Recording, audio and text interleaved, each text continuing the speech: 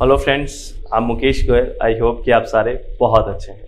और फ्रेंड्स, आज हम बात करेंगे आईसीटी के बारे में, इंफॉर्मेशन एंड कम्युनिकेशन टेक्नोलॉजी के बारे में। कुछ क्वेश्चंस के साथ हम कंसेप्ट को समझने की कोशिश करेंगे और चित्त हमेशा शांत रखें और शांति से चीज़ों को पढ़ें। प्लीज़ आप लोगों से मेरी रिक्वेस्ट है, जल्दबाजी ना करें, थोड़ा थोड़ा लेकिन बहुत आराम से समझने की कोशिश करोगे। कितने कंसेप्ट होते हैं फ्रेंड्स, अगर आप ढंग से सोचो तो कितने कंसेप्ट होते हैं, है ना? कितने सारे कंसेप्ट होते हैं। बहुत ऐसा नहीं होता कि हर एक कंसेप्ट आपको नहीं आता। बहुत कम कंसेप्ट्स हैं जो आपको नहीं आते, लेकिन हम उनको समझते नहीं हैं। हम उनको रटने की कोशिश करते हैं, जल्दबाजी में पढ़ते हैं, तो वो हमारे डाउट्स हमेशा डाउट्स रह जाते हैं और वही गलतियां हम बार बार करते हैं और वही गलतियां बार बार करने से वैसे ही रिजल्ट्स हमारे सामने आते हैं। ये बहुत दिक्कत होती है। तो आप चीज़ों को मेरे हिसाब से कम करिए, लेकिन बहुत बेहतर तरीके से करिए। आप ऐसे भी सोच लेना कि मुझे 2-4 कंसेप्ट डेली समझने हैं, तो आप सोचो 6 महीने में कितने कंसेप्ट समझ जाओगे। लेकिन ऐसा तो है नहीं ना। दिमाग में ऐसा भरा हुआ है कि एकदम से सारी चीज़ हो जाए, एकदम से सारी चीज़ हो जाए। और एकदम से जल्दबाजी से कभी भी सारी चीज़ें नहीं होती है। जल्दबाजी में चीज़ें खराब होती है फ्रेंड्स, इस चीज़ को ध्यान रखें। हेलो फ्रेंड्स, आप मुकेश गोयल। आई होप कि आप सारे बहुत अच्छे हैं। फ्रेंड्स, क्या आपको यूजीसी नेट पेपर को हैंडल करने में प्रॉब्लम आ रही है? कई बार ऐसे लगते हैं कि सारे ऑप्शन भी ये ठीक से हैं, एक जैसे से ऑप्शन लग रहे हैं। तो अगर आप इन कंसेप्ट्स को क्लियर करना चाहते हैं और अच्छे से तैयारी करना चाहते हैं चित्त को शांत करके, तो हमारे साथ आप SWMG एप्लीकेशन पे जुड़ सकते हैं, जिसपे हम लाइव सेशन लेते हैं। और लाइव सेशन के साथ अगर कोई नहीं देख पाता है तो रिकॉर्डेड सेशन भी उनको मिलते हैं और हिंदी और इंग्लिश माध्यम में दोनों में तैयारी करवाते हैं। और PDF नोट्स भी होते हैं, अगर आप चाहते हैं तो उनका प्रिंट निकलवा सकते हैं। और एकदम क्लास में एक फैमिलियर माहौल रखते हुए रेज हैंड का ऑप्शन रखते हैं। अगर किसी स्टूडेंट को डाउट आता है पढ़ते टाइम, तो रेज हैंड करके वो कंसेप्ट्स को क्लियर कर सकता है, अपने डाउट्स को क्लियर कर सकता है। और बिल्कुल हम टू द पॉइंट कि इस कंसेप्ट से किस तरह के क्वेश्चंस बने हुए हैं, आगे किस तरह के क्वेश्चंस बन सकते हैं, उस पर बात करते हैं। SWMG ऐप को इंस्टॉल करें, रजिस्टर करें। Thanks a lot friends. ये हमारा क्वेश्चन है। इस क्वेश्चन में कहा है मैच करना है आपको। इधर सूची 1 है, लिस्ट 1 है, और इधर लिस्ट 2 है। इन दोनों लिस्ट को आपको मैच करना है। इधर लिखा हुआ है www। बहुत ही सिंपल क्वेश्चन है। इस तरह के क्वेश्चन हमें कभी भी गलत करने नहीं चाहिए। ऐसे क्वेश्चन गलत करने का अधिकार हमारे पास नहीं है। अगर ऐसे क्वेश्चन हम गलत करते हैं तो हम, मुझे लगता है कि सिलेक्शन से बाहर होने की कोशिश कर रहे हैं। ठीक है। www का मतलब है वर्ल्ड वाइड वेब। सब कोई जानता है वर्ल्ड वाइड वेब है। अगर इतना भी पता है तो देखो, अगर इन ऑप्शन की तरफ देखो तो A का 3 इसमें ही है और ये ऑप्शन हो गया। ठीक है। लेकिन हमें तो जिद होती है दिमाग में, मैं तो सारे ऑप्शन देखूंगा, मैं तो देखूंगा, क्योंकि देखो खुशी भी तो कोई चीज होती है, इमोशन भी कोई चीज होती है। हमें वहाँ टाइम की परवाह थोड़ी है। हम तो अपने इमोशंस को जाहिर करेंगे। आगे भी देखूंगा, देखो कितना अच्छे से समझ में आ गया, ये भी देखूंगा, ये भी देखूंगा। अरे भाई, टाइम बचा लो। ठीक है, आगे वाला क्वेश्चन कर लो। जिद क्यों करते हो? ज्यादा खुशी। आपको पता है क्या, अपने दिमाग को बिल्कुल बैलेंस मैनेज्ड तरीके से रखोगे तभी क्वेश्चन पेपर को अच्छे से हैंडल कर पाओगे। बहुत इजी दिख जाता है तो उस पर टाइम खराब करेंगे डांस करते हुए। ठीक है, ये मेरा आ गया, ये तो पढ़ा हुआ आ गया। अरे भाई, क्यों टाइम खराब कर रहा है, आगे चलना। लेकिन नहीं, ऐसा ना किया करो। ठीक है, ऐसे बढ़ जाओ। लेकिन हम तो चारों को देखेंगे। जावा क्या है? जावा, अरे कहाँ जावा, कहीं नहीं जाना। एक ये प्रोग्रामिंग लैंग्वेज है, पता ही है आपको जावा। रैम क्या है? आपको कितनी बार बोला है कि रैम है वो वोलेटाइल मेमोरी होती है, वो परिवर्तनशील स्मृति होती है। ठीक है। RAM, random access memory. आपको इसकी एक ट्रिक भी बताई थी बहुत प्यारी सी, कि रोम में बसने वाला परमानेंट होता है। तो रोम वाली तो नॉन वोलेटाइल होती है और रैम वाली वोलेटाइल होती है, क्योंकि जब एक्सेस करते हैं कोई भी चीज में तो रैम, क्योंकि रैम वोलेटाइल इसलिए क्योंकि इसमें जैसी पावर कट होता है ना, सप्लाई पावर की बंद हो जाएगी तो रैम की जो मेमोरी होती है वो उड़ जाती है। इसको उनको वोलेटाइल बोलते हैं, रैम को, है ना। और जो रोम में बस गया वो तो उड़ेगा ही नहीं। ठीक है, रीड ओनली मेमोरी वाला तो, क्योंकि वो नॉन वोलेटाइल मेमोरी है, गैर परिवर्तनशील स्मृति है वो। तो ये हो गया। ठीक है, हो गया। बहुत सिंपल क्वेश्चन है, बहुत आराम से आप लोगों ने कर लिया। लेकिन अब क्या है, इस क्वेश्चन को ऐसे समझना चाहिए कि यार www के बारे में क्या है। आप क्या करते हैं या हम लोग क्या गलती करते हैं कि बस हो गया, बस आगे चलो। मतलब समझने के टाइम में कह रहा हूँ, पेपर में नहीं। अभी समझना है तो इसको आराम से समझिए। यार रैम के बारे में मुझे और क्या जानना चाहिए, रैम और क्या होता है, रैम का आगे भी डिवाइडेशन या क्लासिफिकेशन है क्या? हाँ है। SRAM DRAM भी होता है।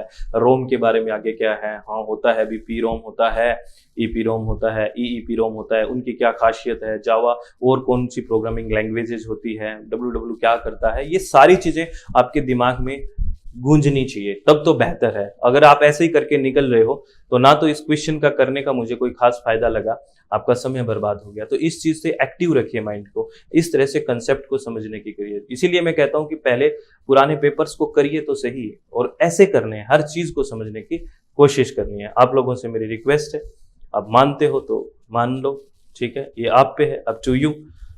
आगे है, the internet is a collection of interconnected computer network linked by transmission mediums such as copper wire, fiber optics cables, wireless connection, etc. कह रहा है इंटरनेट अंतर संयोजित कंप्यूटर नेटवर्कों का एक समुच्चय है, ठीक है।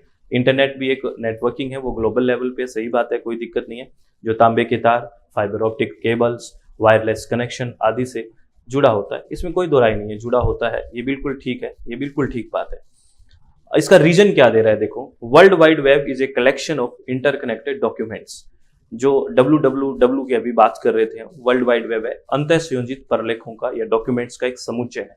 ये बात भी ठीक है, क्योंकि इंटरकनेक्टेड डॉक्यूमेंट्स है www में, लेकिन ये ऊपर वाले को तो कोई एक्सप्लेन नहीं कर रहा। ये बात ऊपर वाली भी सही है, नीचे वाली भी ठीक है, लेकिन ऊपर वाले के साथ तो कोई कनेक्टिविटी नहीं कर रहा ना ये, तो बात दोनों ठीक है, लेकिन एक्सप्लेन नहीं कर रहा ये, तो सेकंड ऑप्शन हो जाएगा। Both A and R true but R is not a correct explanation of A, ठीक है फ्रेंड्स, ये बात है। चलो नेक्स्ट क्वेश्चन क्या कहता है, और ये तो देखो इजी क्वेश्चन है और बहुत फेवरेट क्वेश्चन है, ये क्वेश्चन बहुत बार आ जाता है, ठीक है, बहुत बार आ जाता है। तो इनपुट आउटपुट डिवाइसेस के तो पता होना चाहिए, है ना। Select the option that contain only computer input devices. आपको बताना है कि इनपुट डिवाइस कौन कौन सी है, निम्नलिखित में से उस विकल्प का चयन करें जिसमें केवल आदान युक्तियां इनपुट डिवाइसेस शामिल हैं। तो देखिए, आप इधर देखो, ये प्रिंटर है, वो इनपुट नहीं होता, वो आउटपुट होता है, आपको पता है प्रिंटर आउटपुट होता है, ठीक है, तो ऑप्शन ए कट गया। ऑप्शन बी में देखो, मॉनिटर जो होता है वो क्या होता है, आउटपुट होता है, तो ये कट गया। इधर फिर मॉनिटर आ गया, इसको भी काट दो। अब इनपुट कौन कौन सा बच गया, जॉयस्टिक, कीबोर्ड, माउस और डिजिटाइजर, ये इनपुट डिवाइसेज है, ठीक है ना, ये इनपुट डिवाइस है। डिजिटाइजर क्या होता है, जो डिजिटल फॉर्म में बदलता है, 0 1 की फॉर्म में बदलता है। जॉयस्टिक जो गेम में यूज करते हैं, ठीक है, ये सारी इनपुट डिवाइसेज है। तो इनपुट और आउटपुट डिवाइसेज के बारे में आपको पता होना चाहिए फ्रेंड्स। अगर नहीं पता है ना, तो ऐसे इजी क्वेश्चंस अगर हम गलत करते हैं तो मैं बार बार बोलता हूं, हमारा सिलेक्शन होने में दिक्कत आ सकती है। टफ क्वेश्चन गलत होता है तो ठीक है, कई बार मानना पड़ता है कि ये टफ क्वेश्चन था, गलत हो सकता है, और बहुत सारे स्टूडेंट्स का में भी गलत हो जाए, लेकिन इस तरह इजी क्वेश्चन गलत होना सिलेक्शन से बाहर होने के लिए ही है। इस बात को ध्यान रखिए, आप लोगों से मेरी रिक्वेस्ट है, प्लीज, ठीक है। आगे अगर मैं बात करूं, अभी प्लॉटर की बात करें, ये क्वेश्चन भी बहुत फेवरेट सा क्वेश्चन बन चुका है कि प्लॉटर क्या है। प्लॉटर क्या है, प्लॉटर शब्द को सबसे अच्छे रूप में किसने वर्णित किया है, तो प्लॉटर एक तरह से यूं मान लो एक बड़ा प्रिंटर होता है फ्रेंड्स। ये भी एक आउटपुट डिवाइस है जिसके अंदर ड्राइंग और ग्राफिक्स निकाली जाती है, जो बड़े बड़े चित्र और ग्राफिक्स जो निकाले जाते हैं वो प्लॉटर से निकाले जाते हैं। तो ये भी एक आउटपुट डिवाइस है, इसमें तो कोई दो राय नहीं है। तो ये हो गया। तो इस तरह के इजी क्वेश्चंस, सर आप इजी बोल रहे हो, ऐसे इजी क्यों बोल रहे हो, ये शब्द नहीं पढ़े हो तो किसी ने, उसके लिए इजी कैसे होगा, बात आपकी ठीक है, लेकिन अब तो पढ़ लिया ना, अब तो याद रख लोगे, अब तो पढ़ लिया, चलो बहुत बढ़िया। नेक्स्ट क्वेश्चन, ये मेमोरी का क्वेश्चन आपसे आता है, और ये मेमोरी का क्वेश्चन आपको आराम से, मतलब एक सीक्वेंस में आता है कि कौन सा है सीक्वेंस, ठीक है, इस तरह का क्वेश्चन आपसे पूछते हैं। तो इस तरह के क्वेश्चन को गलत ना करें, मैं बार बार कह रहा हूँ। सर आप तो हर क्वेश्चन में कह रहे हो इसको गलत ना करें, इसको गलत ना करें। हाँ भाई, कोई भी तो गलत नहीं करना, इजी तो बातें हैं। Which of the following is the correct with respect to the size of storage unit. Storage unit का साइज कह रहा है, तो इसमें बढ़ते हुए क्रम में बताना है। देखो मुंह खुला है ना उधर, वो बढ़ा हुआ है, तो इसमें बढ़ता हुआ क्रम हमने पढ़ते हैं ना, देखो बिट, निबल, बाइट, ठीक है, kilobyte, megabyte, gigabyte, terabyte, petabyte, एक्जाबाइट, zettabyte, yottabyte, ये बढ़ता हुआ क्रम है, ठीक है। तो देख लो इसमें कौन से है, यही है ऊपर वाला, टेराबाइट के बाद पेटाबाइट, पेटाबाइट के बाद एक्जाबाइट, एक्जाबाइट के जेटाबाइट, और इसके भी आगे योटाबाइट आ जाता, ठीक है। तो ये सीक्वेंस ठीक है। तो ये सीक्वेंस आपको याद करना पड़ेगा। कैसे याद करें सर, इसको पेज पे लिख लो और चिपका लो कहीं पे, ठीक है, हो जाएगा याद। दिन में 2 बार भी ऐसे नजरें पड़ी तो, स्क्रीन पे सारे दिन फोन देखते हो, इससे अच्छा उधर देख लो, सर फोन में क्लासेस चलती हैं तो आप कैसे कह सकते हो कि फोन ना देखें? अरे क्लासेस के लिए तो ठीक है, फालतू का तो ना देखो। सर फालतू का क्या करें?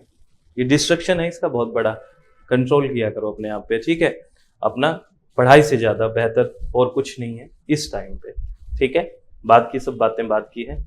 निम्नलिखित में से कौन सा उपकरण उपयोगकर्ता को बाहरी दस्तावेजों की प्रतिलिपि बनाने और उसे कंप्यूटर पर इलेक्ट्रॉनिक रूप से सहेजने की अनुमति देता है? कौन होता है आप बताओ? स्पैम नहीं होगा, प्रिंटर नहीं होगा, प्लॉटर नहीं होगा। इसमें तो प्रिंट बाहर निकल जाता है प्रिंटर और प्लॉटर में, तो ये कोई इलेक्ट्रॉनिक रूप से तो सेव करता नहीं है। स्पैम तो स्पैम ही होता है, जो कई बार अनचाहे मेल वगैरह। तो कौन बच गया? स्कैनर। अरे स्कैनर ही तो होता है, आप स्कैन करते हो कोई चीज को, ऐसे स्कैन करते हो, फोन से भी करते हो, स्कैन करते हो, स्कैनर से करते हो, ठीक है? तो क्या होता है, वो जो उसका जो कॉपी रहता है, जिस डॉक्यूमेंट को आपको स्कैन किया है, वो एकदम दिखता है ना, बिल्कुल इलेक्ट्रॉनिक फॉर्म में वो सेव हो चुका है। तो वो कौन करता है काम? स्कैनर करता है। बड़ा अच्छा क्वेश्चन है, इसको ध्यान से करना, समझ के करना, ठीक है? चलो बहुत बढ़िया बात। नेक्स्ट क्वेश्चन कह रहा है कि what is the full form of abbreviation BIOS? BIOS की फुल फॉर्म क्या है? संक्षिप्त नाम है BIOS, इसका पूर्ण नाम क्या है? इसका है बेसिक इनपुट आउटपुट सिस्टम, ठीक है? क्या है? Basic input output system. ध्यान रखना, हमारे एक दिक्कत है, जैसे ऐसे कंप्यूटर दिखता है तो बाइनरी के अलावा हमें कुछ नहीं दिखता, तो ये कंफ्यूजन हो जाएगा। BIOS क्या है? बेसिक इनपुट आउटपुट सिस्टम है, इस बात को ध्यान रखना। एक्चुअली में क्या होता है BIOS, मैं आपको बताऊं। जैसे BIOS, जैसे आप कभी सिस्टम को ऑन करते हो, तो जब वो सिस्टम को जो चेक करता है ना, वो BIOS करता है कि सब ठीक है क्या। तो हार्डवेयर को जो चेक करता है तो वो क्या है? BIOS है कि सब कुछ ठीक है क्या। जब ओपन करते हैं ना, तब बेसिक इनपुट आउटपुट सिस्टम वो पूरा चेक करता है, ठीक है? अरे समझ रहे हो ना? जैसे हार्डवेयर को अलाइव रखने का काम कौन करता है? एक तरह से रोम करता है। और सॉफ्टवेयर को अलाइव रखने का काम कौन करता है? एक तरह से रैम करता है। वैसे ही ये जो चेक करता है, जब हार्डवेयर जब आप सिस्टम को ऑन करते हैं तो कौन करता है? ये BIOS करता है, बेसिक इनपुट आउटपुट सिस्टम। चलो आप मुझे फिर POST के बारे में बताओ कमेंट बॉक्स में, ये क्या है, इसकी फुल फॉर्म क्या है और ये क्या होता है POST? ठीक है, बताओगे क्या? चलो बता देना। बहुत बढ़िया। नेक्स्ट क्वेश्चन क्या कहता है? नेक्स्ट क्वेश्चन कह रहा है information and communication technology ICT comprises of सूचना और संचार प्रौद्योगिकी शामिल है। क्या है? सूचना और प्रौद्योगिकी में क्या क्या शामिल है? ऑनलाइन लर्निंग है कि नहीं है? ऑनलाइन लर्निंग है, बिल्कुल है। और चलो आगे, learning through mobile application, mobile application के माध्यम से सीखना, ये भी है। वेब बेस्ड लर्निंग, वेब आधारित शिक्षा, ये भी ICT है, ठीक है? ऑल द अबव, सारी चीज हो गई। अब क्या करते हैं, दिक्कत यहां करते हैं स्टूडेंट्स, यहां दिक्कत करते हैं, ये ऑप्शन बनाने में गड़बड़ की है। ये UGC में आया क्वेश्चन है, आप 4 ऑप्शन करके आ जाओगे आपके हिसाब से, लेकिन नीचे ऑप्शन दिए हुए हैं, ठीक है ना? और आपको कौन सा ऑप्शन करना है? D ऑप्शन करना है, ऑल ऑफ द अबव। तो D ऑप्शन कहां है? D ओनली यहां है। इसका आंसर गया थर्ड। ये ऑप्शन बनाने में ट्रिक खेली है, ऑप्शन बनाने में लॉजिक लगाया है। तो ऐसे ऑप्शन के साथ भी लॉजिक बना सकते हैं। इजी क्वेश्चन था, इजी पीजी क्वेश्चन था, आप करके निकल जाए और बहुत आराम से। अरे बड़ा इजी क्वेश्चन था, एक तो ICT से था क्वेश्चन, और ऐसा पूछ लिया ICT में क्या होता है, क्या क्या शामिल है। तो सबको पता है यार, ऑनलाइन क्लास होता है, मोबाइल एप्लीकेशन से भी पढ़ते हैं, वेब बेस्ड लर्निंग होता है, ऑल ऑफ द अबव है। पता नहीं ऐसे कैसे क्वेश्चन पूछ लेते हैं यार, समझ नहीं आता। बहुत सिंपल क्वेश्चन है, फ्री कैसे नंबर होते हैं ना। सब तो D करके आ गया है, D करके आ गया। अरे भाई D तो करना था, लेकिन ऑप्शन थर्ड D ओनली वाला यहाँ था। तो ऑप्शन को भी ध्यान से समझना। जैसे असर्शन रीजनिंग के क्वेश्चन करते हैं ना, ऑप्शन A में आपको लगता है कि यही लिखा होगा कि A ट्रू है, R ट्रू है, R is the correct explanation of A, ऐसा ही लिखा होता है। अब वो चेंज हो रहा है, कभी वो B में लिख देता है, कभी C में। तो पूरा का पूरा एकदम टेंटेटिव होके, एकदम पूरा एक्टिवली पार्टिसिपेट करना है पेपर के साथ, क्या ऑप्शन में कैसे लिखा हुआ है। क्योंकि वहां अगर गलती कर दी ना तो फिर दिक्कत हो ही जाएगी, पता ही है, फिर सिलेक्शन या हाँ या फिर ना। तो थोड़ा ध्यान रखना है उस चीजों का, प्लीज आप लोगों से मेरी रिक्वेस्ट है, ठीक है? आगे है, what is the full form of abbreviation CD-ROM? CD-ROM की फुल फॉर्म क्या होती है? इसी तो कर दोगे सर। देखो रोम तो पता है हमें, रीड ओनली मेमोरी होती है, तो पहले इसी को समझ लो। रीड ओनली मेमोरी तो पता ही है ना। तो देखो रीड ओनली मेमोरी यहाँ है, तो देखो कितना सिंपल है, compact disc read only memory. हो गया कि नहीं? Compact disc read only memory हो गया। ऐसे क्वेश्चन भी आते हैं क्या सर? हाँ आते हैं, ये थोड़ी है ये आया हुआ क्वेश्चन है भाई, लेकिन हम गलती कर देंगे ना, क्योंकि आपको मैंने बताया था ना, मतलब इमोशन भी तो कोई चीज होती है ना। कॉम्पैक्ट दिस यहाँ दिख गया सर मुझे, बिल्कुल सिंपल था, मैं नीचे तो गया ही नहीं, मैं तो इधर ऑप्शन से इधर गया, मैंने 2 कर दिया। सर देखो कितना सिंपल क्वेश्चन है, अरे भाई आगे भी तो पढ़ लेता। बस ये गलती, ऑप्शन को पढ़ने में गलती। मैं बार बार कह रहा हूँ फ्रेंड्स, ऑप्शन को ढंग से पढ़ना है, ढंग से देखना है ऑप्शन को, प्लीज रिक्वेस्ट है मेरी, ठीक है। आगे क्वेश्चन है, which of the following communication technology employ only asynchronous communication. Asynchronous का मतलब असमकालिक, असमकालिक, समान समय नहीं होना, लाइव नहीं है, एसिंक्रोनस है, असमकालिक है। 2 टर्म पढ़ते हैं ना, सिंक्रोनस एक होता है समकालिक, समान समय, जो लाइव सेशंस वगैरह चलते हैं, लाइव कॉन्फ्रेंस हो गया, ये सब हो गया, ठीक है, वीडियो कॉन्फ्रेंसिंग वगैरह। लेकिन असमकालिक, एसिंक्रोनस कुछ है तो ईमेल हो गया एक तो, क्योंकि वीडियो कॉन्फ्रेंसिंग तो समकालिक का हो गया। एक डिस्कशन फॉर्म जो होता है, जो मंच होता है डिस्कशन का, वो भी, क्योंकि उसमें स्टूडेंट अपनी प्रॉब्लम लिख के छोड़ दिया जैसे, फिर टीचर आएगा तो उसका आंसर करेगा, तो ये एक क्या हो गया, एसिंक्रोनस। इंस्टेंट मैसेज और वीडियो कॉन्फ्रेंसिंग तो सिंक्रोनस के एग्जांपल है, तो हमें पूछा है एसिंक्रोनस, तो बी और सी, तो ढूंढो ढूंढो, ये रहा बी और C, third option is the right answer, ठीक है, वीडियो कॉन्फ्रेंसिंग और सॉरी ईमेल और मंच, ठीक है। चलो, तो फ्रेंड्स ये बातें आपको ध्यान रखनी होती है, अगर ये बात ध्यान नहीं रखते हो तो दिक्कत है। ये क्वेश्चन हम कह सकते हैं थोड़ा कम्युनिकेशन से, मान लो इसको कम्युनिकेशन से है, क्यों उस उधर कुछ टाइप दिए हुए हैं कम्युनिकेशन के, और इधर आपको एग्जाम्पल बताना है। तो आप किसी को मेल भेजते हो तो किस तरह का कम्युनिकेशन है बताइए।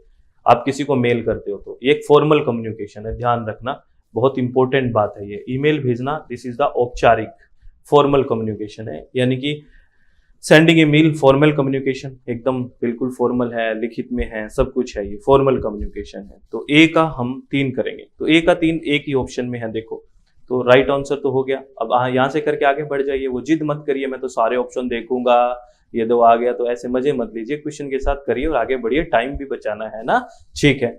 वर्बल इंस्ट्रक्शन क्या होता है, वर्बल इंस्ट्रक्शन आपने मौखिक किसी को निर्देश दे दिया, वो तो इनफॉर्मल है, उसका कोई रिकॉर्ड थोड़ी है, वो तो अनौपचारिक है। Exchange of information between 2 group of people, अगर 2 लोगों के बीच आप क्या करते हो, लोगों के बीच, 2 लोगों के बीच अगर वार्तालाप होती है, अपनी सूचना का आदान प्रदान करते हो, तो ट्रांजैक्शनल मॉडल होता है ये। एक कौन सा होता है, ट्रांजैक्शनल मॉडल होता है, लेन देन चलता है विचारों का, इंफॉर्मेशन का, तो सी का 2 हो गया। और ट्रैफिक सिग्नल तो होता है, सिमोटिक्स होते हैं, ये तो संकेत होते हैं, आपको पता है, सांकेतिक होते हैं, तो ये तो बिल्कुल ऑप्शन आ ही गया, ठीक है। तो बहुत इजी पीजी सी बातें थी, सब हो गई। सर इजी पीजी क्या, अरे इजी बातें थी, ठीक है। ये क्वेश्चन क्या कहता है, the main purpose of using ICT for classroom teaching is to, कक्षा शिक्षण में आईसीटी प्रयोग का मुख्य प्रयोजन क्या है। कहने का मतलब, अगर हम किसी क्लासरूम में, कक्षा में अगर आईसीटी का प्रयोग करते हैं, इंफॉर्मेशन एंड कम्युनिकेशन टेक्नोलॉजी का यूज करते हैं, तो इसका मुख्य उद्देश्य क्या है, क्या मुख्य है। तो वैसे अगर इन ऑप्शंस को देखो तो पहला ऑप्शन कह रहा है make the classroom instruction interesting, कक्षा अनुदेशन को रुचिकर बनाना, ये आपको ठीक लग रहा है, पर आगे चलिए। Divert student attention in the class, कक्षा में विद्यार्थियों के ध्यान को भटकाना, इसलिए तो बिल्कुल ही नहीं होगा, इसको तो हटा ही दीजिए। Keep students engage in the class, कक्षा में विद्यार्थियों को व्यस्त रखना, ये भी ठीक है, इंगेज रखना। लेकिन लास्ट ऑप्शन पढ़ के देखो, optimise learning outcome of teaching, यानी कि शिक्षण के अधिगम परिणामों को इष्टतम यानी कि उच्चतम या श्रेष्ठतम करना। आपको एक बात तो पता है ये कितना शानदार ऑप्शन है, क्योंकि ये ऑप्शन है वो सबको लेके चला गया। जब वो इंटरेस्ट लेगा, इंगेज होगा, तभी तो उसके जो ऑप्टिमाइज लर्निंग आउटकम्स आएंगे, और हमारा उद्देश्य यही है कि वो अच्छा से अच्छा और बेहतर परिणाम आए। तो इसलिए आईसीटी का हम क्लासरूम में यूज करते हैं, तो ये एक बेहतर आंसर होगा, और option A 4 is the right answer, ठीक है। आगे हम बात करें फ्रेंड्स, नेक्स्ट क्वेश्चन क्या कहता है। नेक्स्ट क्वेश्चन कह रहा है which of the following statements is और आर करेक्ट। 2 स्टेटमेंट नीचे लिखे हुए हैं, आपको ये बताना है कि इन स्टेटमेंट में कौन से स्टेटमेंट ठीक है। ऑप्शन भी है, पहला है ए लोकल एरिया नेटवर्क, यानी कि जिसको शॉर्ट में हम लैन बोलते हैं, is usually located on 1 brand of computer. Local area network सामान्यतः एक ब्रांड के कंप्यूटर पर अवस्थित होते हैं।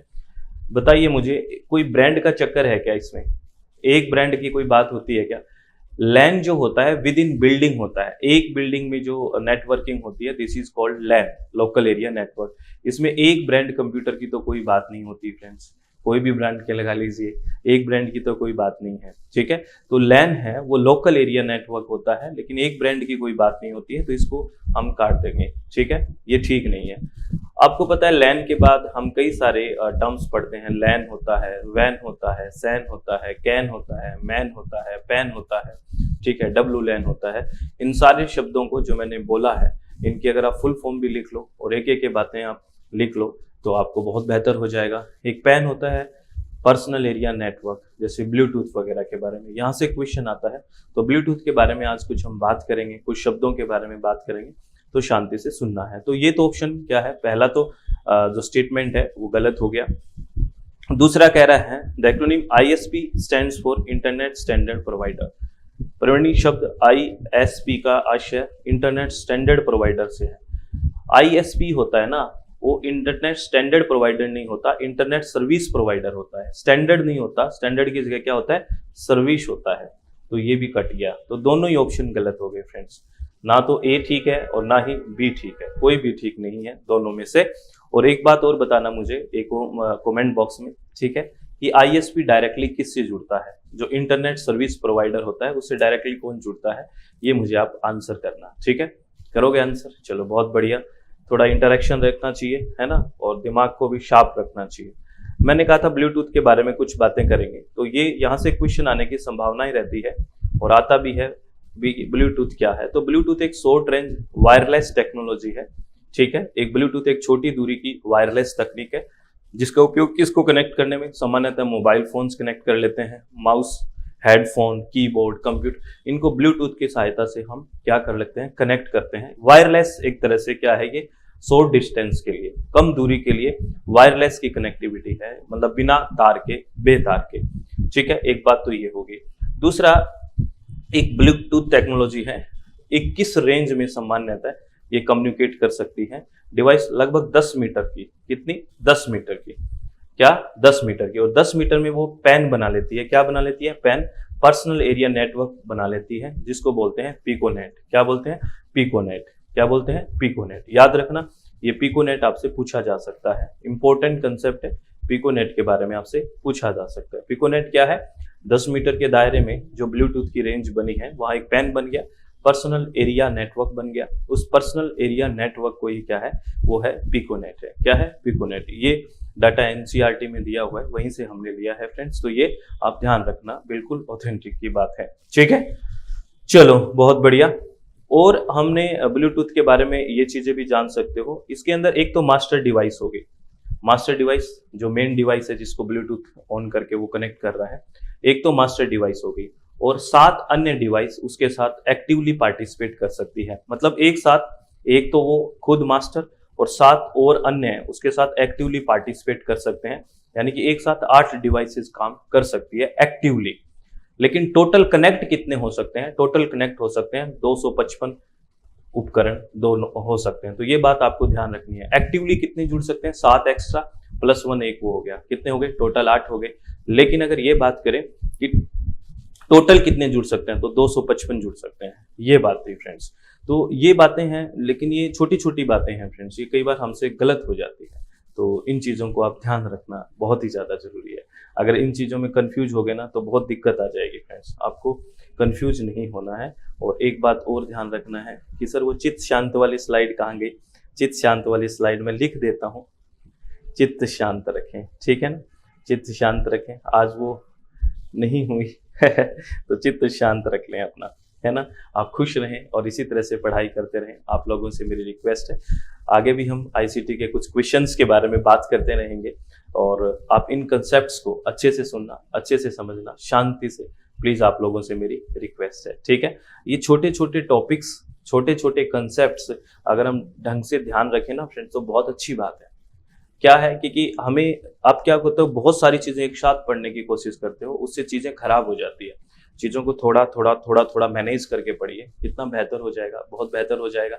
छोटे छोटे जो टॉपिक्स होते हैं वो ज्यादा टाइम तक हमें याद रहते हैं, तो इस बात को आप ध्यान रखें, आप लोगों से मेरी रिक्वेस्ट है, याद रखोगे।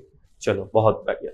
तो आप लोग हमेशा खुश रहें, शांत रहें और खुशी से पढ़ाई करोगे तो बहुत अच्छे से पढ़ाई कर पाओगे। ठीक है friends, all the very best, बहुत बहुत धन्यवाद, thank you, thanks a lot friends, बहुत बहुत धन्यवाद सभी को। हेलो फ्रेंड्स, आप कैसे हो सब लोग? यूजीसी नेट पेपर 1 की तैयारी कैसी चल रही है? अगर कंफ्यूजन है, अगर कोई ना कोई दिक्कत आ रही है तो आप हमारे साथ जुड़ सकते हैं SWMG एप्लीकेशन पे, जिसमें हम लाइव सेशन, लाइव के साथ साथ रिकॉर्डेड सेशन भी आपको प्रोवाइड करवाते हैं और कोई भी बैरियर नहीं है लैंग्वेज का। हिंदी और इंग्लिश दोनों मीडियम में हम तैयारी करते हैं। अगर आप हमारे साथ जुड़ना चाहते हैं और हर कंसेप्ट को क्लियर करना चाहते हैं तो आइए और SWMG पे मिलकर तैयारी करते हैं चित्त को शांत रखते हुए। ऑल द वेरी बेस्ट, बहुत बहुत धन्यवाद, thank you, thanks a lot friends.